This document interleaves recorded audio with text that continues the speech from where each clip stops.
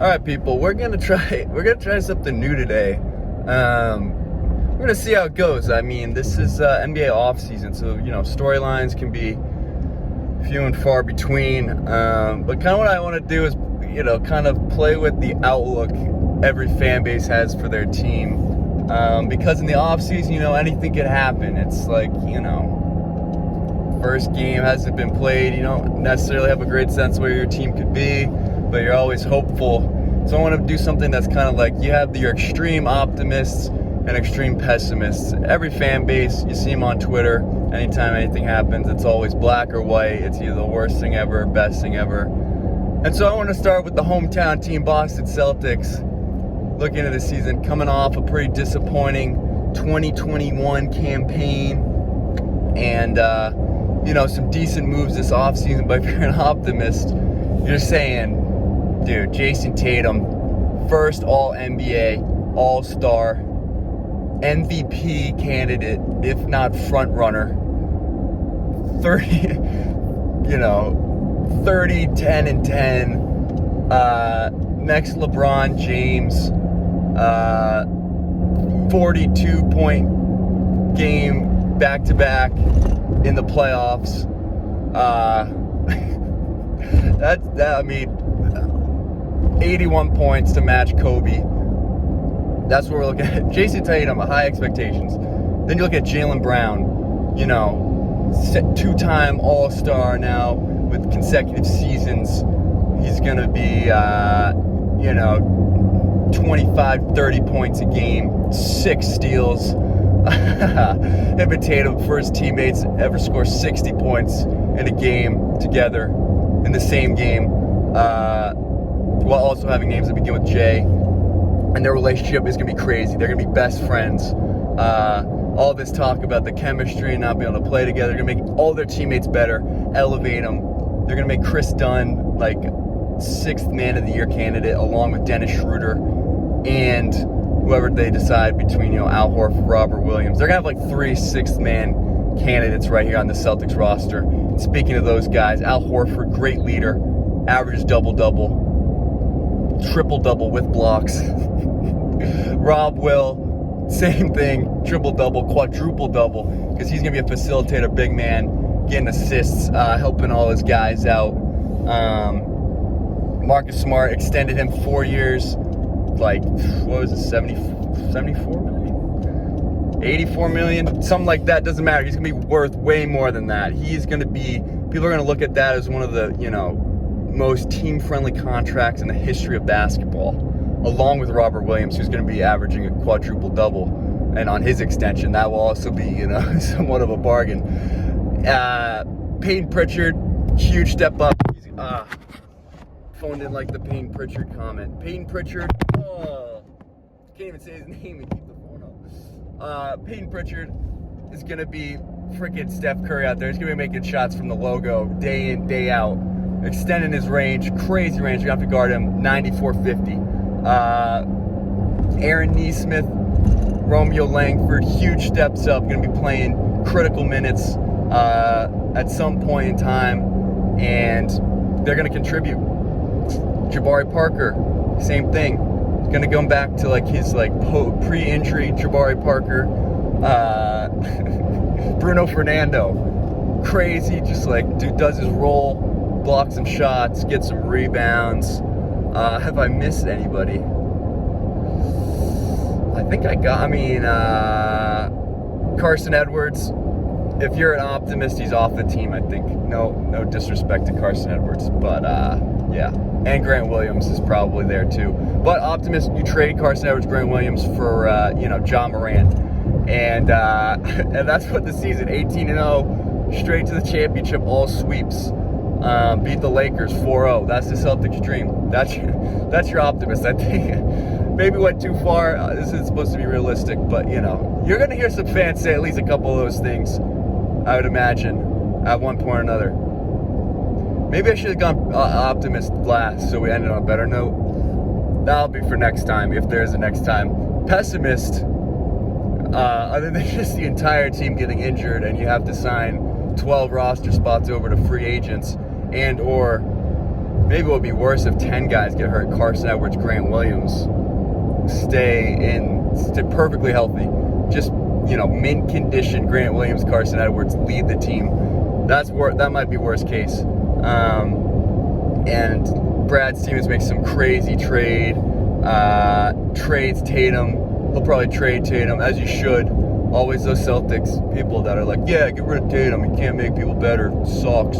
Trade values through the roof. Got to trade him now before he, reveals his true colors. Or Jaylen Brown too. Trade Jaylen for, Damian Lillard or Beal or whatever.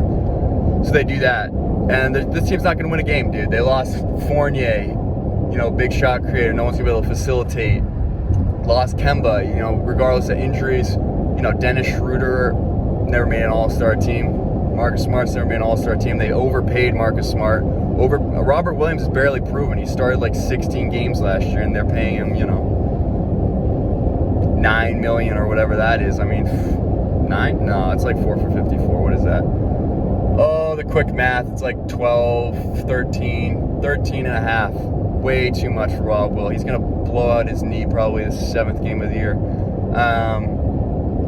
Chris Dunn, never heard of him. Bruno Fernando, never heard of him. Jabari Parker was good for 1 year. Carson Edwards and Grant Williams will both make the team and play critical minutes for some reason. Tatum is just going to plateau. Jaylen Brown will probably get a little bit worse because the All-Star thing was a fluke. Peyton Pritchard's going to think he can shoot from the logo a couple times, start pissing people off because he misses them. Schroeder is just going to be pissed off because he missed out on like $78 million more than his current contract. Marcus Smart's going to do Marcus Smart things more than Marcus Smart usually does.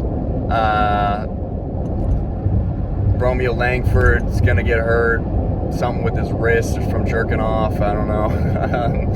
Neesmith doesn't ever look like he can dribble. He's always just like, if I catch and shoot, that's pretty much what I'm going to do. I feel like I'm missing someone. Oh, that rookie, the French guy. He's non-factor. And this new coach guy probably will do worse than Brad Stevens, even though Brad Stevens couldn't control the locker room. And Brad Stevens, not a proven GM. What is he doing? He'll probably make some crazy trade. I already made 2 awful extensions to keep these guys around when he could have traded Smart and Rob Will at their peak. Basically, had to trade a first-round pick away with Kemba. Phone in like Kemba. Yeah, so this Celtics team, I think, the best they're going to be able to do is, best case scenario is get back where they were this past season as, the 7 and, hopefully win the play-in. But I could see this team losing the play-in entirely and not maybe even miss out because, the Bulls are going to be there. Hornets will be there, and they're all getting better. Pacers. Did the Celtics team get better? No, they did not. If anything, they got slightly worse. It's a weird mix of guys. It's going to take a while for them to gel. It's just hard to see this team. This once was a contender. They had Kyrie and Horford and Tatum and Brown, and now, they just lost Kyrie, and he was very good at basketball. So yeah, I don't see this team. I don't see them getting past 7, and that's just that's the way it goes. That's a tough mindset, but there will be people. I guarantee you, there will be people at one point. The Celtics are going to, lose 3 of 4, 5 of 6. Be like, and it's all going to implode in Boston. It's going to be, is Brad Stevens a capable GM? Is this new coach? Ime Udoka, something like that. I have to get his name right. Is he capable of bringing this team together? What can he do what Brad Stevens couldn't do? Boston in general is going to have a lot of question marks. But I feel like, all right, so aside from the whole Optimist Pessimist thing, just to give me my actual 2 cents here, I think this is a team in Boston, it's all set up where the expectations are low. And I feel like Brad Stevens, ever since his time at Butler, always been a guy that exceeds expectations. Now, always exceeds low expectations. I'll say that because, obviously, Butler was never expected to make 2 NCAA championships. And a lot of the Boston teams that, like the Isaiah Thomas led this team to a 1 seed with Brad Stevens, which makes absolutely no sense. And it's a team like that you don't expect much out of, that Brad Stevens gets the best out of. And I think this could be a team, everyone looks at last year and is like, well, maybe the Celtics aren't as good as we thought they could be. Maybe Tatum, Brown, like they got the talent, but can they, turn it into wins? They didn't even make it that far in the playoffs this year. Have they missed the window? All kinds of question marks. And I think all that just kind of produces the perfect time for them to overachieve. Hopefully Schroeder looks at this as a season to prove himself. It's a prove it deal. Smart. Hopefully, I think the new coach has said he's got a lot of trust in Marcus Smart now. Hopefully, Smart does something with that trust and doesn't, kind of fall back on some of the things that he's struggled with in the past.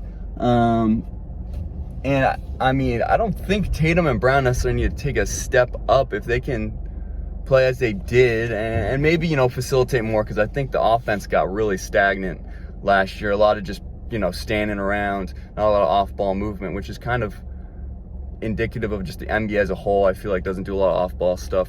But that was interesting. Let me know, fan bases can be split, obviously, and it's usually either the end of the world or the best thing ever.